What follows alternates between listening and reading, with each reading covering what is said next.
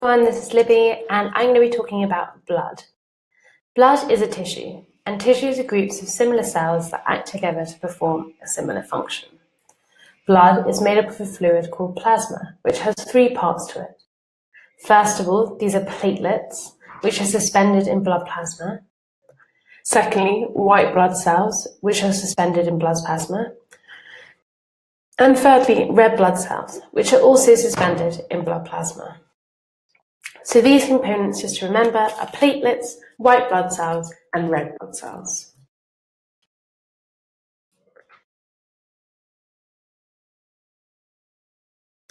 So platelets have no nucleus. They are small cell fragments that do not have a nucleus.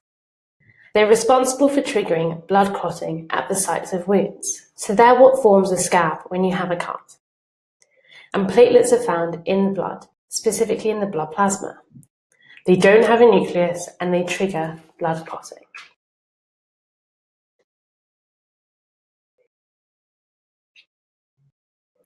And just to recap, blood plasma is a tissue or a collection of cells which do a similar job.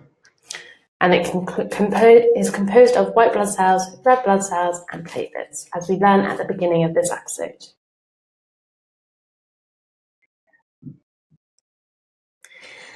So let's just recap on the features of the platelets. First of all, they're fragments of cells, they have no nucleus, and finally, they trigger blood clotting. And just to remember, red blood cells, white blood cells, and platelets are the three components of blood in the blood plasma. So that's everything on this topic. Thanks very much for listening.